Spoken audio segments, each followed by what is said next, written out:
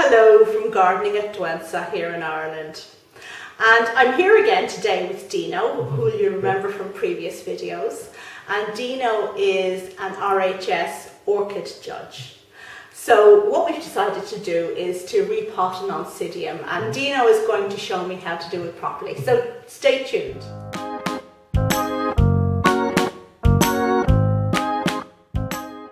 Before we launch into the repotting of this naughty Oncidium, I just want to remind you again that Dino has a channel which is starting up now called Ministry of Botany, and we're going to link to that up above, so we want you all to go over there and check it out, and I'm sure you want to subscribe.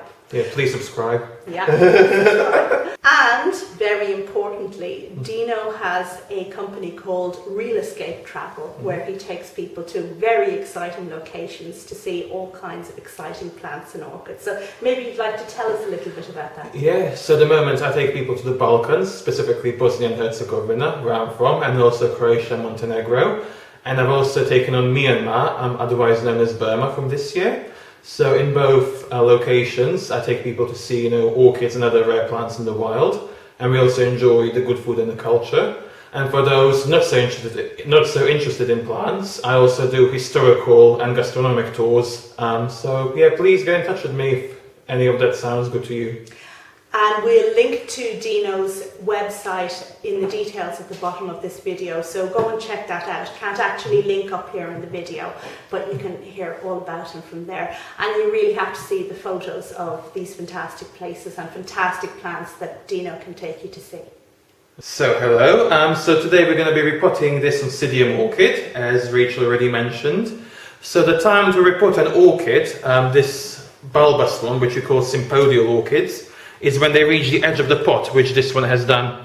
This could stay here a little bit longer, but it's better we repot it before it gets too big. So we found a pot which is roughly one size above this one. And you can see this is going to fit in nice and snugly. You don't want to use a pot that's many levels bigger than the one you already have, because then the new pot will retain too much water and that will cause rot, which is not good. And the orchid will stay in this new pot for approximately 2 years. You could use an even smaller pot if you wanted to, but if you do, you'll have to repot it every year, and it's generally better if things stay a little bit longer in the pot. It's easier for the grower, if nothing else. So orchids can be grown in many varieties of media, but the most important quality is that the media retains large air gaps in between it, so the orchid roots have lots of room to breathe, because the roots require lots of air, and if they don't get that air, they will rot. So, and today we're going to use some orchid bark, which is literally pine bark that's been harvested and shredded into small pieces.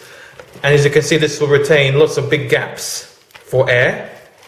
But to add to the bark, which by itself retains very little water, we're going to put in some perlite, which is essentially a rock that's been heated until it expands. So it's puffy and it contains additional air, which is good for orchid roots. And in addition, we're going to use some sphagnum moss. Now this is sphagnum eventually turns into peat, but this is what it looks like before it rots down into peat. And it's a very spongy sort of moss. It retains lots of water and some air as well, but it can retain a little bit too much water, which is why it's better if we combine it with a perlite, because it will ensure it stays open. Okay, so the first thing we're going to do, we're going to take out the Oncidium orchid from its pot. I'm just going to gently ease it out like so. And because this is in bark already, it should just fall away. And some will remain, and you just want to kind of gently tease out the old bark from the roots.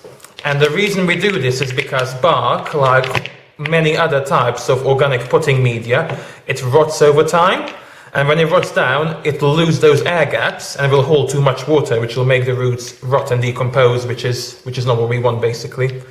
And the roots here are mostly nice and healthy, and there's a few rotten ones there. If you see any rotten roots, just kind of try and just trim them away like this, because with anything that's rotten, it's just going to rot down even more, and it will detriment the health of the plant basically. And the goal is to try and get this as clean as you can. Yeah, but this root system is pretty good. It is, isn't it, considering it was a shop bought Oh, definitely, orchid. yeah. Yeah, well, it's been grown by a good grower, so. And you can just spend some time looking. For example, this is a rotten root, and if you feel confident, you can also use your fingers, like I am. And would you wash the roots at all, Dino? I would, yes, and I will wash them. Okay. Kind of just in some kind of, normal water with nothing added. Yeah, so this looks pretty clean, and at this point, I usually take and I'll wash the root ball. Okay. But before I do that, I'll just get rid of these dead bits here from the old leaves. But as I say, the goal is to try and get it as clean as possible, because anything that's dead will just rot down and attract disease. You have to be so careful with those dried sheets, don't you? You do, yes, because sometimes you can pull off an entire leaf or worse. I killed my tonomnia recently removing the sheets. Oh dear, yeah. I mean, yeah, there's lots of horror stories like that. So now I'm just going to gently wash the roots. And as you can see, there's a fair amount of old media and kind of dust from the old bark coming off. But yeah, just try to get it really, really clean as we can. Yeah. If you happen to be using an inorganic media, for example, some people use pieces of stones or slate or something like that, this is less important, because obviously those things do not rot down like bark does. Right. So now you can see this is very nice and clean. At this point, some growers would actually trim the roots. I personally don't like doing that, because you can trim too much very easily, and if too much is trimmed, it just sets the entire thing back. So I'm going to just leave it, because all these roots are nice and healthy. So what proportions are you going to use, Dino? So I'm going to use roughly half of bark, or maybe just over half. Yeah, you generally, for these bark-based mixes, which is what this is obviously, bark should form the biggest proportion. In most cases anyway, there's certain orchids which like a more moist compost, in which case you change the proportions, but for this type and many others, about half or more is good. And to that we're going to add a nice handful of perlite to this bark. Well, that's quite a lot of perlite, isn't Yeah, I mean, but this will really open up the bark and the sphagnum.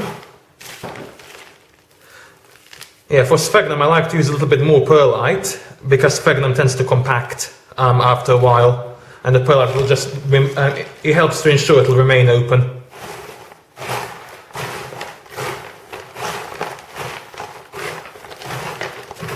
And this is kind of like, mixing a cake really. It also helps if you stir in one direction, things tend to combine better. And with sphagnum, if the strands are long, either cut them or break them. That's a good tip about mixing the cake in one Yeah. direction. Yeah, I mean, it really does help things combine better. As you can see, that's kind of mixing in nicely. I'm just going to get it really well mixed in, kind of, go from bottom to top and around.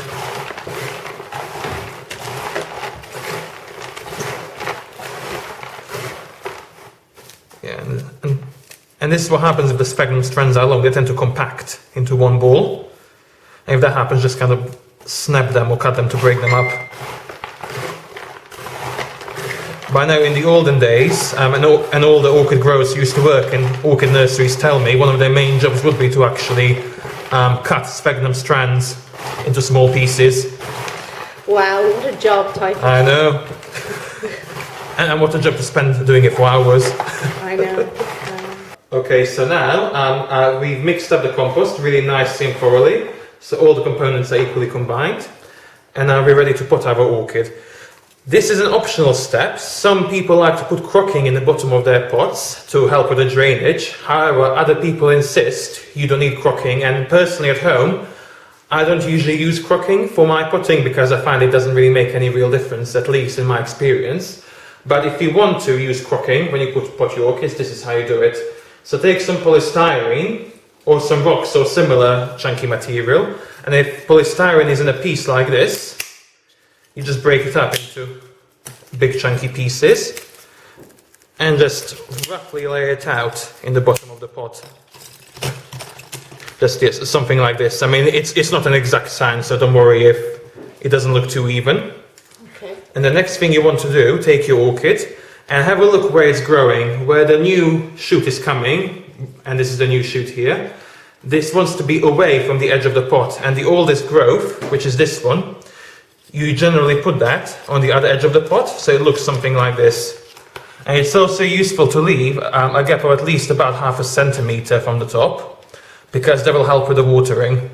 Okay. I mean, you don't have to, but it does make things a little bit easier. It's the same for all pot plants, really, isn't it? Exactly, yes, exactly.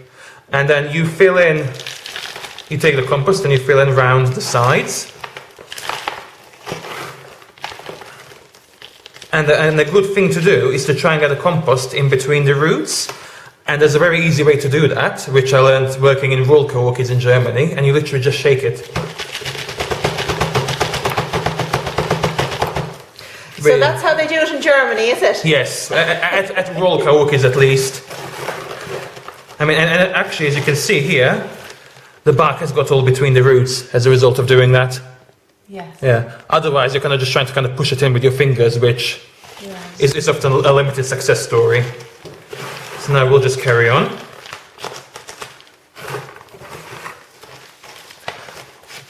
Yeah, I always recommend firming down the compost.